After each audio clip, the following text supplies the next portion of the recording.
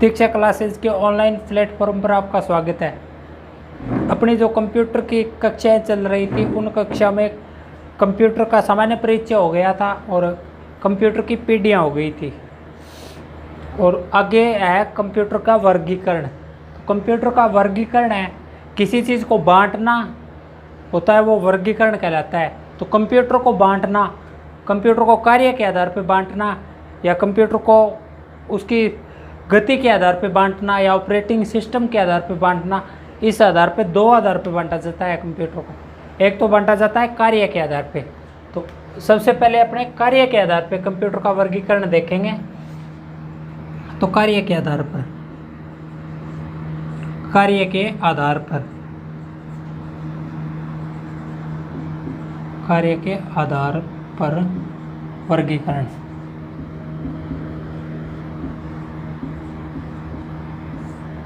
सर्वप्रथम देखेंगे कंप्यूटर का कार्य के आधार पर वर्गीकरण। ये कंप्यूटर जो काम करता है उसके आधार पर कंप्यूटर का वर्गीकरण किया गया है। तो कंप्यूटर के काम के आधार पर कंप्यूटर का वर्गीकरण तीन प्रकार है उसके। कितने प्रकार है? 3 प्रकार है। कार्य के आधार पर कंप्यूटर के वर्गीकरण के 3 प्रकार है।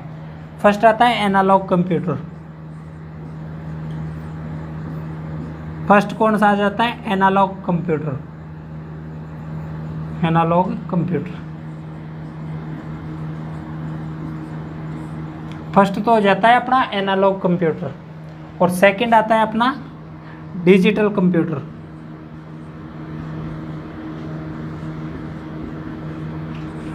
और थर्ड आ जाता है हाइब्रिड कंप्यूटर। तीसरा आ जाता है हाइब्रिड कंप्यूटर।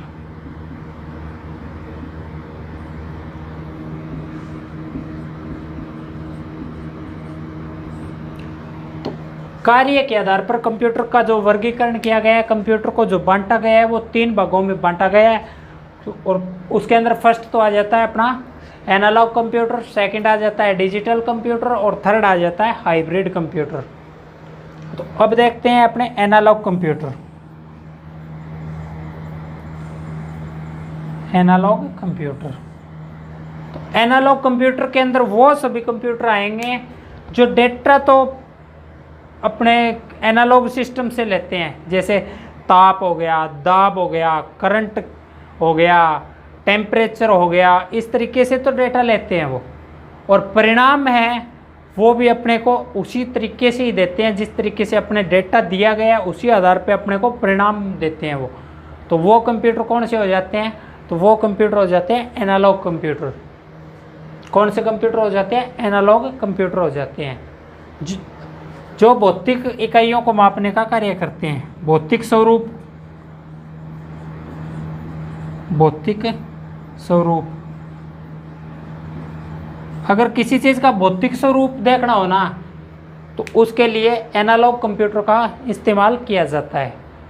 जैसे मौसम विभाग हो गया, तो वो डेटा तो हवाओं से ले रहे हैं, या वायुमंडल के अंदर कितनी मात्रा में अभी कौन से, जैसे जलवाष्प कितनी है उसके आधार पर पता चल जाता है भाई बारिश होने वाली है या नहीं होने वाली है, मौसम चक्र कैसा रहेगा।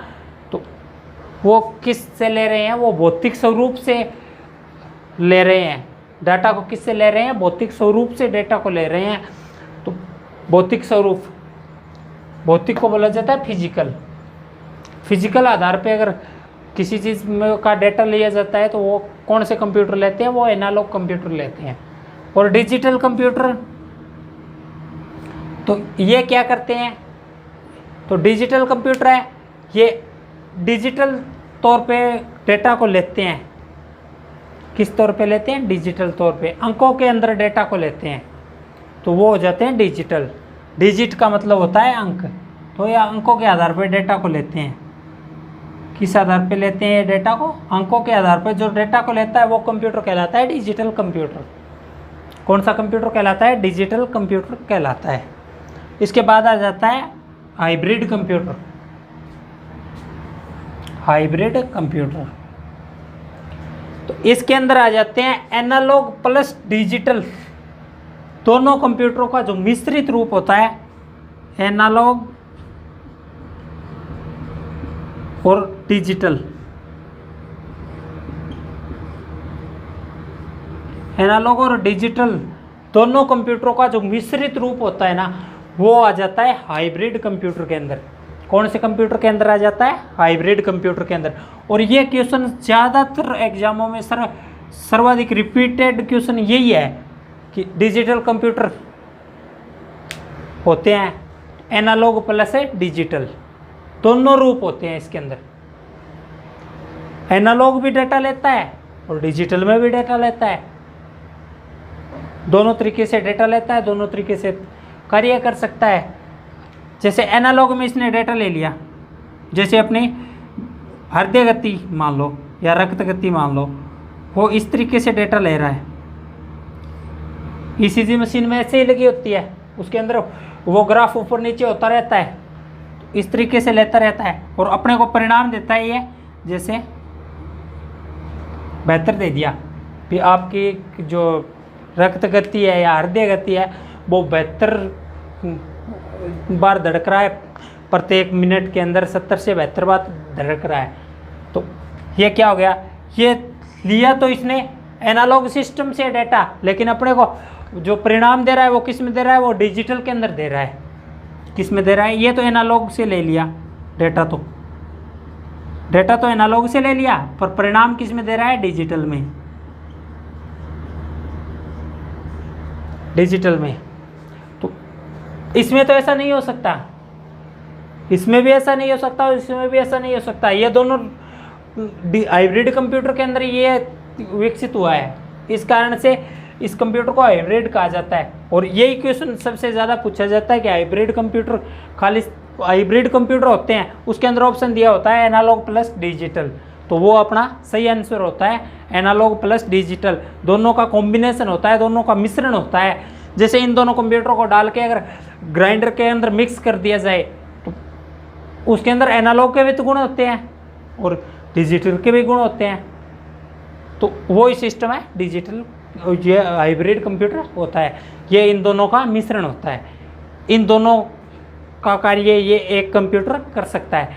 कौन सा कंप्यूटर कर सकता है? हाइब्रिड कंप्यूटर है, वो डिजिटल कंप्यूटर का भी कार्य करता है और एनालॉग कंप्यूटर का भी कार्य करता है। तो उस कंप्यूटर को क्या बोला जाता है? उस कंप्यूटर को बोला जाता है हाइब्रिड कंप्यूटर। क्या बोला जाता है उस कंप्यूटर को? उस कंप्यूटर को बोला जाता है हाइब्रिड कंप्यूटर। तो भौतिक वालों में ये ताप को मापता है, जैसे तापमान को मापता है, दाब को मापता है। इसके तो दो हो जाएंगे, ये तापमान को मापता है और दाब को भी मापता है।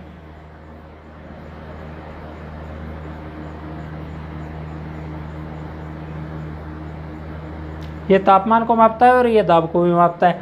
और इसके उदाहरण अगर देखना चाहें ना तो ईसीजी मशीन हो जाएगी एक, तो ईसीजी मशीन, ईसीजी मशीन है वो हाइब्रिड कंप्यूटर होती है। और एक जो पेट्रोल पंपों पे कंप्यूटर लगे होते हैं ना, पेट्रोल पंप के कंप्यूटर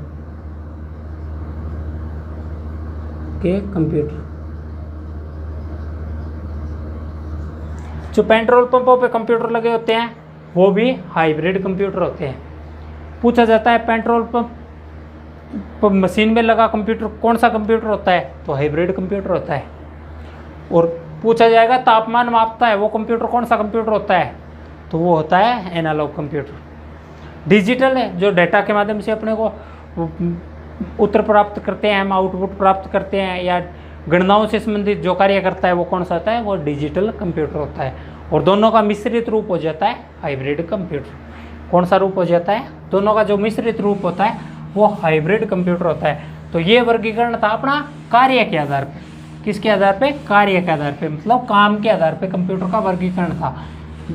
जो कंप्यूटर जिस तरीके का कार्य करता है उसके आधार पे अपने कंप्यूटर का वर्गीकरण कर सकते हैं, कंप्यूटर को बांट सकते हैं। तो ये था कार्य के आधार पे वर्गीकरण, ये तो था कार्य के आधार पे वर्गीकरण। इसके बाद आ जाता है आकार के आधार पर वर्गीकरण। आकार के आधार पर वर्गीकरण, आधार पर वर्गीकरण पर वर्गीकरण,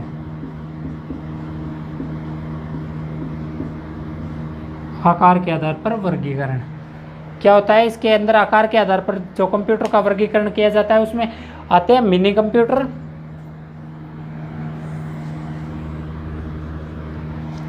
इसके अंदर बहुत से टाइप हो जाते हैं, जैसे मिनी कंप्यूटर,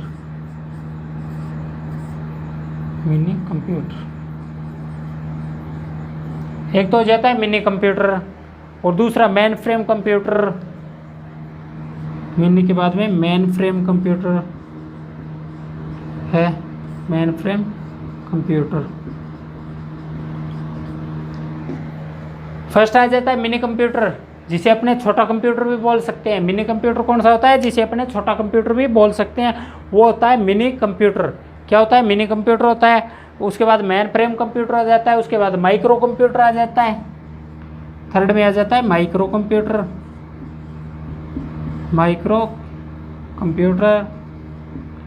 उसके बाद आ जाता है मिक्रो कंप्यूटर आ जाता है, उसके बाद आ जाता है जैसे सुपर कंप्यूटर आ जाता है, सुपर कंप्यूटर। इसके अंदर मिनी आ जाएगा, मेन फ्रेम आ जाएगा, माइक्रो आ जाएगा, सुपर कंप्यूटर आ जाएगा। उसके बाद आ जाता है इसके अंदर वर्क स्टेशन और एम्बेडेड कंप्यूटर, दो और आ जाते हैं। एक आ जाता है वर्क स्टेशन,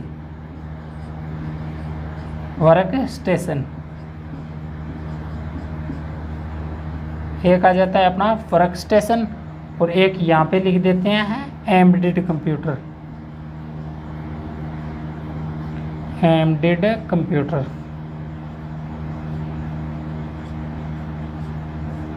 जो वर्क स्टेशन और एम्बेडेड कंप्यूटर होते हैं वो वैसे तो सुपर कंप्यूटर के अंदर ये इनको शामिल कर लिया जाता है, पर अपने इनको अलग से पढ़ेंगे, क्योंकि इनके अंदर आजकल ज़्यादातर क्वेश्चन या तो वर्क स्टेशन से पूछा जाता है या एम्बेडेड कंप्यूटर से ज़्यादातर क्वेश्चन पूछे जाते हैं। तो होते तो ये भाग तो सुपर कंप्यूटर के ही होते हैं दोनों, पर इनको अलग से पढ़ने का काम करेंगे, क्योंकि इनसे ज़्यादा क्वेश्चन पुटअप होते हैं आजकल, तो इस कारण से इनको अलग से पढ़ने का काम करेंगे। तो ये हो गया अपना कंप्यूटर का आकार के आधार पर वर्गीकरण। Mini computer, main frame computer, micro computer और सुपर कंप्यूटर, चार तो मेन वर्गीकरण हो गया, और एक वर्क स्टेशन और एम्बेडेड कंप्यूटर। ये हो जाता है आकार के आधार पर वर्गीकरण। तो आकार के आधार पर वर्गीकरण के आधार पर सर्वप्रथम आता है मिनी कंप्यूटर। कौन सा आता है? Mini computer. इसके अंदर अगर एक नंबर देखना चाहें तो मिनी कंप्यूटर,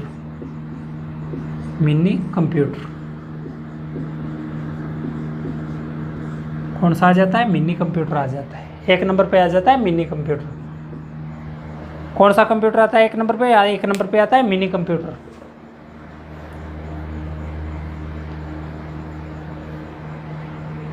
कौन सा कंप्यूटर आता है एक नंबर पे? एक नंबर पे आता है मिनी कंप्यूटर। कौन सा कंप्यूटर आ जाता है एक नंबर पे? मिनी कंप्यूटर आता है। इनका कोई वैसे तो वो नहीं होता, कौन सा कंप्यूटर पहले ही पढ़ लो चाहे। मिनी का मतलब होता है छोटा, मिनी का मतलब छोटा होता है। तो वे कंप्यूटर जो छोटे कार्यों के लिए यूज किए जाते हैं, जिनको एक स्थान से दूसरे स्थान पर आसानी से ले जाया जा सकता है, जैसे लैपटॉप, मोबाइल, स्मार्ट मोबाइल हो गया, और टैबलेट हो गया, पीसी हो गया, पाम टॉप हो गया, तो ये कौन से में आते हैं? ये सारे मिनी कंप्यूटर में आ जाते हैं। किस में आ जाते हैं? ये मिनी कंप्यूटर में आ जाते हैं। जैसे लैपटॉप हो गया, पाम टॉप हो गया, टैब हो गया, स्मार्टफोन हो गया, तो ये कौन से में आते हैं? ये सारे मिनी कंप्यूटर के अंदर आते हैं। मिनी कंप्यूटर के उदाहरण होते हैं। किसके उदाहरण होते हैं? मिनी कंप्यूटर के उदाहरण होते हैं। और ये छोटे कंप्यूटर होते हैं। फर्स्ट बात तो ये छोटे कंप्यूटर होते हैं, जैसे नाम से भी पता चल रहा है, ये छोटे कंप्यूटर होते हैं,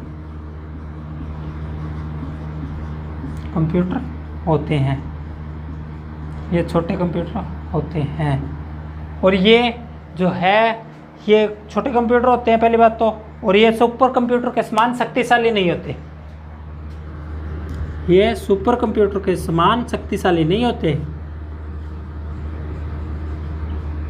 कंप्यूटर के समान शक्तिशाली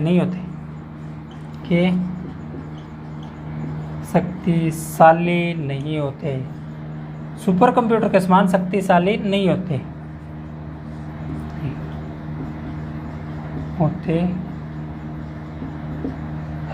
तो इसको वैसे भी समझ सकते हैं अपने कि एक तो फर्स्ट क्लास का बच्चा है और एक 10th में पढ़ रहा है, तो इन दोनों में तो अंतर मिलेगा, क्योंकि एक बच्चा तो इसकी उम्र तो 6 साल ही है। फर्स्ट में अगर बच्चा होता है तो उसकी उम्र साधारणतः 6 साल मानी जाती है, क्योंकि 5 साल में उसका स्कूल के अंदर एडमिशन होता है और उसके बाद वो फर्स्ट के अंदर है, तो 6 साल के अंदर वो चल रहा है। और ये देखे तो 10 तो ये 10 साल तो पढ़ रहा है, 10वीं साल तो वो चल रही है और 5 साल वो हो गए, तो इसकी उम्र कितनी है? इसकी 15 साल है। तो इनको अगर दोनों को एक साथ करना चाहिए या इनके देखना चाहिए अलग अलग, तो इनमें तो अंतर मिलेगा दोनों। किसी आधार पे देख लो, फिजिकल आधार पे देख लो अंतर मिलेगा, वजन के आधार पे देख लो अंतर मिलेगा, बुद्धि के आधार पे देख लो। बुद्धि चलो सोच लो, ये कोई बच्चा कम इंटेलिजेंट है तो ये इंटेलिजेंट तो है, तो दोनों में अंतर तो मिलेगा।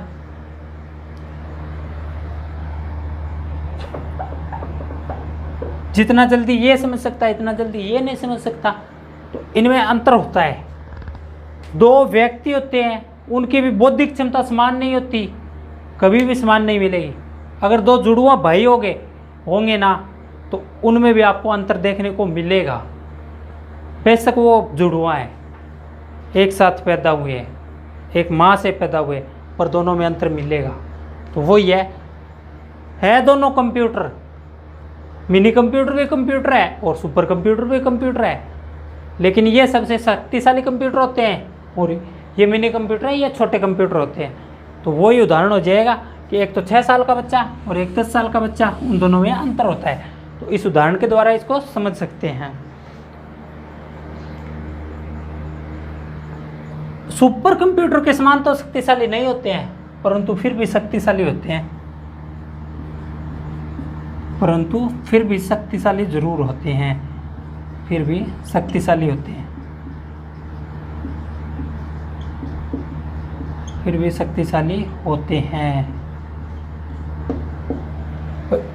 साधारणतः देखना चाहे तो सुपर कंप्यूटर के समान तो शक्तिशाली नहीं होते हैं। सुपर कंप्यूटर जितनी इनकी क्षमता नहीं होती है, मेमोरी के अंदर इनकी क्षमता नहीं होती है, डेटा प्रसंस्करण की इनकी क्षमता इतनी नहीं होती है।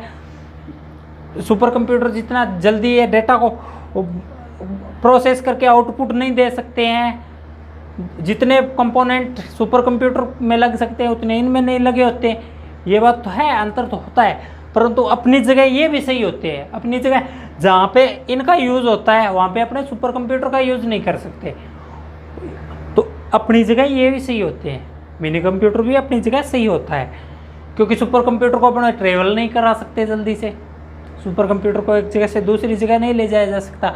और अपना स्मार्टफोन होता है, वो भी एक मिनी कंप्यूटर होता है, तो उसको तो अपने पॉकेट में डाल के भी ले जा सकते हैं। जैसे पाम टॉप होता है तो वो हथेली के आकार का होता है, हथेली को पाम बोलते हैं, और टॉप उस पर जो लग जाता है कंप्यूटर होता है उसको टॉप बोलते हैं, तो वो पाम टॉप उसको अपने आसानी से ले जा सकते हैं। तो उसी आधार पे ये अपनी जगह तो शक्तिशाली होते हैं, परंतु सुपर कंप्यूटर के समान शक्तिशाली नहीं होते हैं। और इनका यूज है वो मध्यम वर्गीय कंपनियां, इनका यूज करती है मध्यम वर्गीय कंपनियां,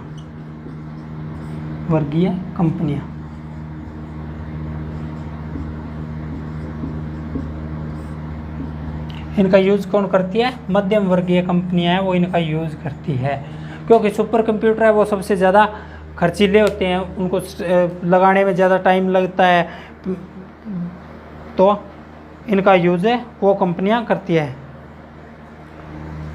अब मिनी कंप्यूटर हो गया तो ये मध्यम वर्गीय कंपनियां करती है, या बहुउद्देशीय कंपनियां भी इनका यूज़ करती है।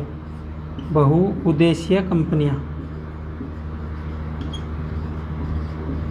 बहुउद्देशीय कंपनियां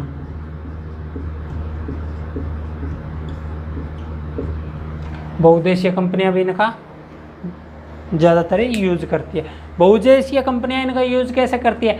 जैसे अपने पास लैपटॉप है, और अपने पास सुपर कंप्यूटर भी है, दोनों अपने पास है।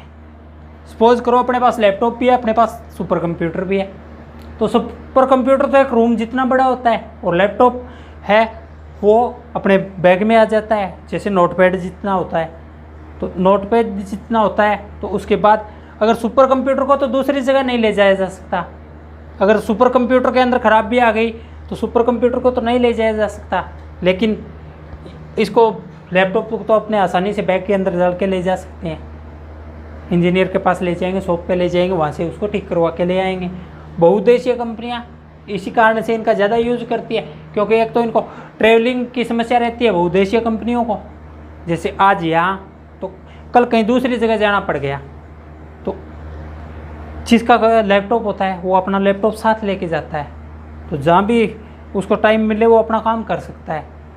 उद्देश्य उनके एक से ज़्यादा होते हैं, इस कारण से वो अपने उद्देश्य के आधार पे जहाँ टाइम मिलता है वहाँ अपने उद्देश्य के आधार पे उसका यूज़ कर लेते हैं।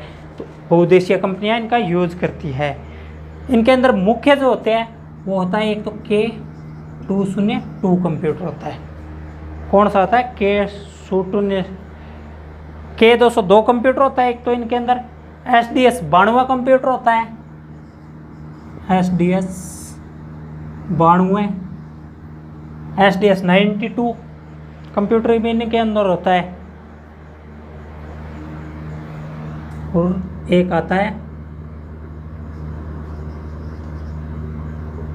एक टेक्सिस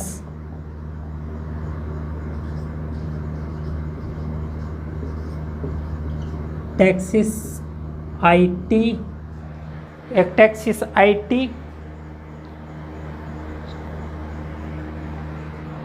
टेक्सिस इंस्टीट्यूट,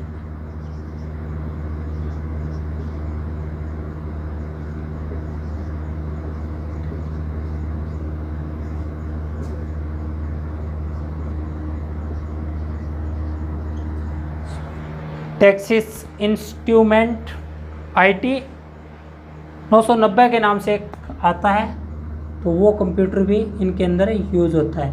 कौन सा? 990। तो ये इसके मुख्य कंप्यूटर हो जाते हैं। मुख्य मिनी कंप्यूटर है वो ये कंप्यूटर है। K202 मुख्य मिनी कंप्यूटर है। SDS 92 ये भी मुख्य मिनी कंप्यूटर है। टेक्सिस इंस्ट्रूमेंट IT 990 ये भी मिनी कंप्यूटर है।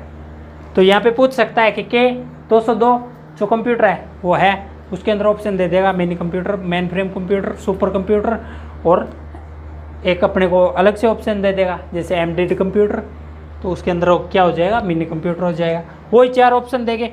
SDS 92 पूछ सकता है, और टेक्सिस इंस्ट्रूमेंट पूछ सकता है, या IT 990 पूछ सकता है। ये इतना न दे के और IT 990 भी पूछ सकता है, तो उसके अंदर अपना हो जाएगा ये इसके मुख्य कंप्यूटर है। ये कौन सा कंप्यूटर है? ये मुख्य कंप्यूटर है। क्या ये मुख्य कंप्यूटर हो जाते हैं। इसके बाद आता है मिनी कंप्यूटर हो गया। इसके बाद आते हैं माइक्रो कंप्यूटर। मिनी कर लिया, सबसे छोटा आपने कर लिया। इसके बाद कौन से आ जाते हैं? इसके बाद आते हैं माइक्रो कंप्यूटर। 2 नंबर पे कौन सा कंप्यूटर देखेंगे? आकार के आधार पर, वर्गीकरण के आधार पर देखना चाहिए तो अपने आ जाता है माइक्रो कंप्यूटर। कौन सा आता है? Micro computer. Micro computer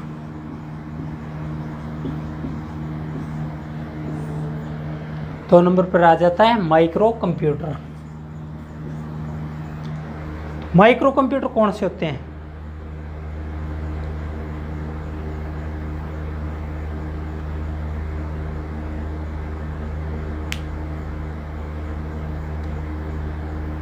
micro computer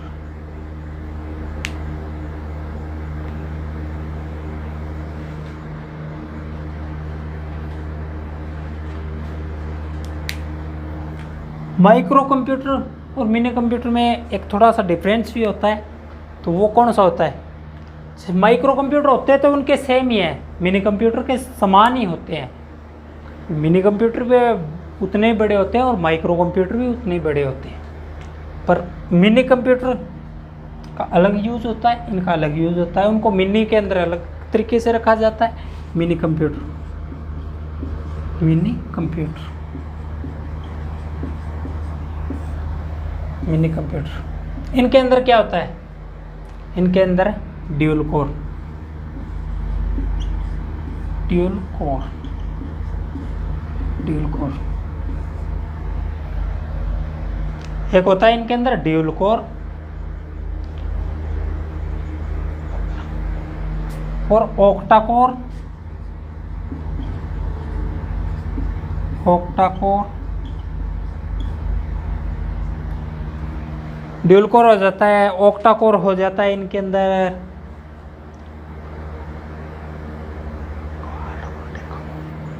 quad हो जाता है,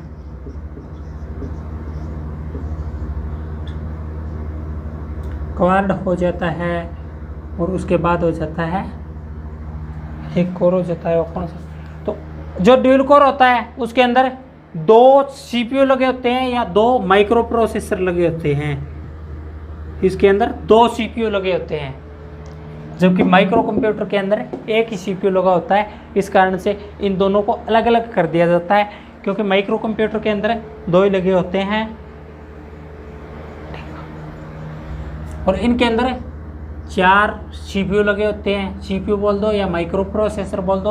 और इसके अंदर 8 सीपीयू लगे होते हैं। ऑक्टा कोर के अंदर, क्वाड कोर के अंदर 4 सीपीयू लगे होते हैं और डेका कोर आता है। उसके अंदर डेका कोर के अंदर जो डेका कोर होते हैं उनके अंदर 10 माइक्रो प्रोसेसर लगे होते हैं, 10 माइक्रो प्रोसेसर।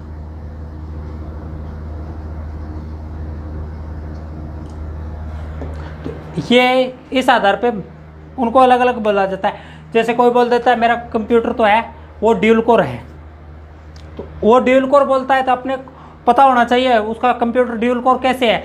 कंप्यूटर तो मिनी कंप्यूटर है, परंतु उसके अंदर सीपीयू 2 लगे हुए हैं या माइक्रो प्रोसेसर है वो 2 लगे हुए हैं, जो माइक्रो कंप्यूटर से अपने को ज़्यादा जल्दी डेटा निष्कर्ष या डेटा प्रसंस्करण क्षमता देता है। मेरा पीसी तो ऑक्टा कोर है, तो 8 सीपीयू लगे हुए हैं या 8 माइक्रो प्रोसेसर लगे हुए हैं। जब एक माइक्रो प्रोसेसर काम करेगा तो 8 माइक्रो प्रोसेसर काम करेंगे, तो इसकी गति तेज होती है। उसके बाद कोई बोल देता है मेरा पीसी तो क्वाड कोर है, क्वाड कोर है तो 4 सीपीयू लगे हुए हैं, डेका कोर है तो 10 प्रोसेसर लगे हुए हैं। तो ये हो जाते हैं अपने मिनी कंप्यूटर और ये हो जाते हैं माइक्रो कंप्यूटर। तो उसके अंदर भी उदाहरण बताया था, जैसे लैपटॉप बताया था, पाम टॉप बताया था, अपने स्मार्टफोन बताया था और एक बताया था पाम टॉप बताया था, टच पैड बताया था। तो वो इसके अंदर भी होते हैं, पर इनके अंदर क्या होता है, ड्यूल कोर होता है, ऑक्टा कोर होता है, क्वाड कोर होता है, डेका कोर होता है। वो होते हैं वो तो मिनी कंप्यूटर के अंदर चले जाते हैं। किसके अंदर चले जाते हैं, मिनी कंप्यूटर के अंदर, मिनी कंप्यूटर के अंदर। और जो साधारण होते हैं तो वो इसके अंदर आते हैं। ये आकार में सबसे छोटे होते हैं, ये आकार में सबसे छोटे होते हैं, आकार में सबसे छोटे होते हैं, सबसे छोटे होते हैं।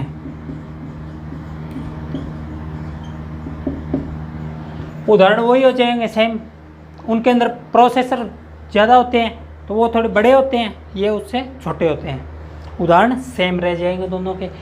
माइक्रो कंप्यूटर में भी वही उदाहरण होंगे और मिनी कंप्यूटर में भी वही उदाहरण होंगे, पर इनके अंदर सीपीयू का अंतर हो जाता है दोनों के अंदर। उनके अंदर सीपीयू 4, 8, 10, 2 के अंदर लगे होते हैं और इसके अंदर साधारण सीपीयू लगा होता है। इस कारण से ये आकार में सबसे छोटे होते हैं। तो जो आकार में सबसे छोटा कंप्यूटर होता है वो माइक्रो कंप्यूटर होता है। मिनी कंप्यूटर के अंदर अलग अलग होते हैं, प्रोसेसर लगे होते हैं या सीपीयू अलग अलग लगे होते हैं, एक से अधिक सीपीयू का यूज़ किया जाता है। तो मिनी कंप्यूटर में एक से अधिक सीपीयू का यूज़ किया जाता है या एक से अधिक माइक्रो प्रोसेसर का यूज़ किया जाता है, तो मिनी कंप्यूटर होते हैं। अगर एक सीपीयू का यूज़ किया जा रहा है तो माइक्रो कंप्यूटर होंगे, अगर एक सीपीयू का यूज़ किया जा रहा है तो माइक्रो कंप्यूटर होते हैं। और इनके अंदर माइक्रो प्रोसेसर की भी एक अलग बात होती है। जैसे 8 16, 32 और उसके बाद आ जाता है 64 बिट माइक्रो प्रोसेसर होते हैं।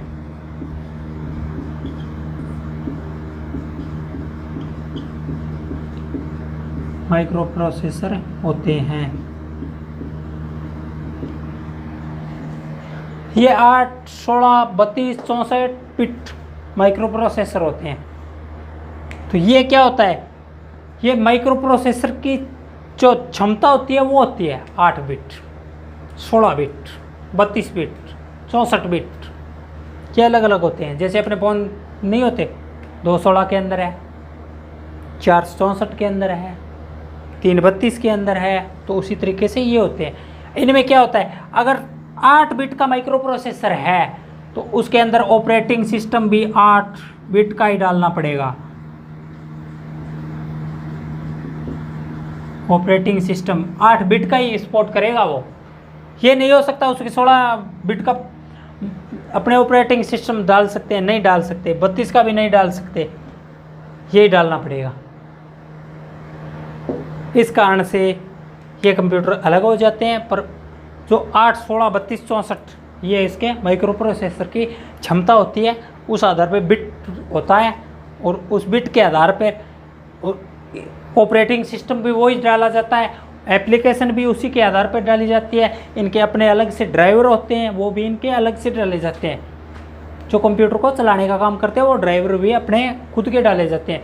जैसे 8 बिट का है तो 8 का ही डाला जाएगा, 16 बिट का है उसके अंदर 16 बिट का ही डलेगा डाटा, 16 बिट का ही डलेगा। अगर 32 बिट माइक्रो प्रोसेसर है तो उसके अंदर 32 बिट का ही ऑपरेटिंग सिस्टम डाला जाएगा, 64 बिट का नहीं डल सकता उसके अंदर। और 64 बिट का जो माइक्रो प्रोसेसर होता है उसके अंदर 64 बिट का ही डाटा डाला जाता है। तो ये माइक्रो प्रोसेसर की क्षमता होती है और उस क्षमता के आधार पे ही उसके अंदर ऑपरेटिंग सिस्टम डाला जाता है और एप्लीकेशन सॉफ्टवेयर भी उसी के आधार पर डाले जाते हैं। अगर वीडियो अच्छी लगे तो वीडियो को शेयर करना, चैनल को सब्सक्राइब करना और बेल आइकन दबाना मत भूलना, क्योंकि सेट की कक्षाएं अभी सभी सुचारू रूप से स्टार्ट होने वाली है।